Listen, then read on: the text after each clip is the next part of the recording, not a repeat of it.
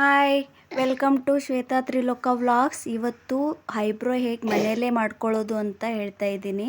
ನಾನು ತುಂಬ ದಿನದಿಂದ ಆಲ್ಮೋಸ್ಟ್ 10 ಇಯರ್ ಆಯಿತು ನಾನು ಈ ರೀತಿಯೇ ಐಬ್ರೋ ಮಾಡ್ಕೊತಾ ಇರೋದು. ಇವಾಗ ಎಲ್ಲರೂ ಹೆಂಗೆ ಮಾಡ್ತಾರೆ ಅಂದರೆ, ನಾನು ತುಂಬ ವೀಡಿಯೋಸ್ ಎಲ್ಲ ನೋಡಿದ್ದೀನಿ. ಎಲ್ಲರೂ ಈ ರೀತಿ ಮಾಡ್ತಾರೆ, ನಾನು ಆ ರೀತಿ ಟ್ರೈ ಮಾಡೋಕ್ಕೆ ಹೋದೆ. ಆದರೆ ನನಗೆ ಒಂಚೂರು ಇದು ಹೆಂಗೆ ತೆಗಿಬೇಕು ಅಂತ ನನಗೆ ಬರ್ತಾ ಇಲ್ಲ. ನಾನು ಎಷ್ಟು ಟ್ರೈ ಮಾಡಿದರೂ ನನಗೆ ಈ ರೀತಿ ವರ್ಕೇ ಆಗಲಿಲ್ಲ. ನಾನು ಪಾರ್ಲರಿಗೆ ಐಬ್ರೋ ಮಾಡ್ಸೋಕ್ಕೆ ಹೋಗಿನೇ 10 ಇಯರ್ಸ್ ಆಯಿತು ಆಲ್ಮೋಸ್ಟು. ನಾನು ಮನೆಯಲ್ಲಿ ನಾನು ಹೇಗೆ ಮಾಡ್ಕೊತೀನಿ ಅಂತ ನಿಮ್ಮ ಜೊತೆ ಶೇರ್ ಮಾಡ್ಕೊತೀನಿ. ಬನ್ನಿ ನೋಡೋಣ. ಇವಾಗ ವಿಂಡೋ ಇರುತ್ತಲ್ವ, ವಿಂಡೋ ಹತ್ರ ಹೋಗಿ ದಾರ ಕಟ್ಕೊಂಬಿಡಿ. ನಮಗೆ ಎಷ್ಟು ಉದ್ದ ಬೇಕಾಗತ್ತೆ ಅಷ್ಟು ಉದ್ದ ಕಟ್ಕೊಳ್ಳಿ. ಅಲ್ಲೊಂದು ಸಣ್ಣ ಮಿರರ್ ಕಟ್ಕೋಬೇಕಾಗತ್ತೆ ನೋಡಿ. ಇವಾಗ ಮಾಡ್ತಾಯಿದ್ದೀನಿ, ಹೇಗೆ ಮಾಡ್ಕೋಬೇಕು ಅಂತ ತೋರಿಸ್ತೀನಿ. ನಮ್ಮ ಕ್ಯಾಮ್ರಾಗೆ ಮಾಡೋಣ ಅಂದರೆ ಅಪೋಸಿಟಲ್ಲಿದೆ, ಕ್ಯಾಮ್ರಾ ಇಟ್ಕೊಳಕ್ಕಾಗಲ್ಲ, ಹಾಗಾಗಿ ಇಲ್ಲೇ ತೋರಿಸ್ತಾ ಇದ್ದೀನಿ. ನೋಡು, ಕೂದಲು ಕೀಳ್ತಿರೋದು ನಿಮಗೆ ಗೊತ್ತಾಗ್ತಿರ್ಬೋದು. ಕೂದಲು ಬರ್ತಾಯಿದೆ, ಆರಾಮಾಗಿ ನಾವು ಮಾಡ್ಕೋಬೋದು, ಯಾವುದೇ ತೊಂದರೆ ಇಲ್ದಂಗೆ.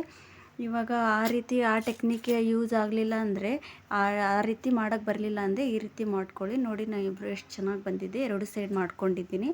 ಸ್ವಲ್ಪ ಉದ್ದುದ್ದ ಇರೋ ಕೂದಲನ್ನ ಸಣ್ಣ ಬಾಚಣಿಕೆಯಿಂದ ಬಾಚ್ಕೊಂಡ್ಬಿಟ್ಟು ಈ ರೀತಿ ಕಟ್ಟರ್ ಇರುತ್ತಲ್ವ, ಹೊಲಿಗೆ ಮಿಷಿನ್ದು, ಆ ಕಟ್ಟರಿಂದ ಕಟ್ ಮಾಡ್ಕೊಂಬಿಡಿ. ಉದ್ದುದ್ದ ಇರೋದಷ್ಟೇ. ಮತ್ತು ಪೂರ್ತಿ ಕಟ್ ಮಾಡ್ಕೊಂಬಿಟ್ಟಿರ ಹಂಗೆ ಸ್ವಲ್ಪ ಮೇಲೆ ಎತ್ಕೊಂಡು ಕಟ್ ಮಾಡ್ಬೇಕು. ಕೆಳಗೆ ಹಿಂಗೆ ಎಳ್ಕೊಂಡು ಮಾಡಬಾರ್ದು, ಮೇಲೆ ಎತ್ಕೊಂಡು ಕಟ್ ಮಾಡಿದರೆ ಚೆನ್ನಾಗಾಗುತ್ತೆ. ನೋಡಿ, ನಾನು ಹೇಗೆ ಐಬ್ರೋ ಮನೆಯಲ್ಲೇ ಮಾಡಿಕೊಂಡೆ ಅಂತ. ಇನ್ನು ನಾನು ಜಾಸ್ತಿ ಐಬ್ರೋ ಏನು ಬೆಳೆದಿರಲಿಲ್ಲ.